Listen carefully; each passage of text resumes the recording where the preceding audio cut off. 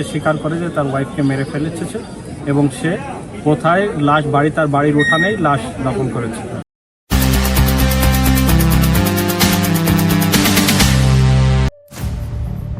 নিখোঁজ হওয়ার নাটক সাজিয়েও শেষ রক্ষা হলো না। স্ত্রী সৌদি আরবে পাড়িয়ে জমিয়েছেন এমন মিথ্যা গল্পর ফাঁদ ফেঁদেছিলেন স্বামী আলমগীর হোসেন, কিন্তু পুলিশের চৌকস তদন্তে বেরিয়ে এলো নির্মম এক হত্যাকাণ্ডের চাঞ্চল্যকর রহস্য। রাজনগরের এই ঘটনায় হতবাক এলাকাবাসী। ঘটনাটি মৌলভীবাজারের রাজনগরের। প্রায় 19 দিন ধরে নিখোঁজ ছিলেন জায়েদা বেগম নামের 38 বছর বয়সী এক গৃহবধূ। মেয়েকে খুঁজে না পেয়ে গত 3 জুলাই রাজনগর থানায় সাধারণ ডায়েরি করেন নিহতের বাবা আব্দুল মান্নান। তদন্তের দায়িত্ব পড়ে রাজনগর থানার এসআই অরূপ সরকারের উপর। তদন্তের শুরুতে স্বামী আলমগীর হোসেন দাবি করেন তার স্ত্রী গত 19 জুন সৌদি আরব চলে গেছেন, কিন্তু এসআই অরূপ সরকারের সূক্ষ্ম বিশ্লেষণে ধরা পড়ে আলমগীরের বক্তব্যের গরমিল। বেরিয়ে আসে তথ্যের বড় ধরনের অসঙ্গতি।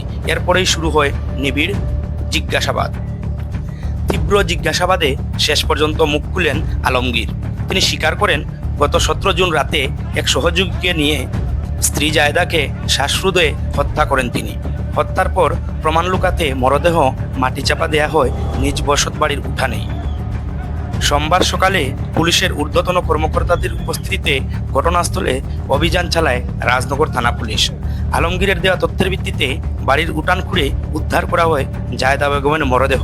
সুরতহাল শেষে ময়নাতদন্তের জন্য মরদেহ পাঠানো হয়েছে মৌলভীবাজার সদর হাসপাতালের মর্গে। পুলিশ জানিয়েছে এই হত্যাকাণ্ডে জড়িত সন্দেহে স্বামী আলমগীর সহ 2 জনকে আটক করা হয়েছে। ময়নাতদন্তের প্রতিবেদন ও চূড়ান্ত তদন্ত শেষে তাদের বিরুদ্ধে কঠোর আইনানুগ ব্যবস্থা নেওয়ার প্রক্রিয়া চলছে। বছর আগে যদিও আলমগীর চা বাগান কর্মী, কিন্তু জাহেদা ছিল বাঙালি আর কি। তো তাদের মধ্যে প্রেম ঘটিত বিয়ে ছিল, তাদের সন্তান আছে 6 বছরের। এখানে ঘটনাটা হয়েছে পুলিশের কাছে এসেছে গত 3 জুলাই। 3রা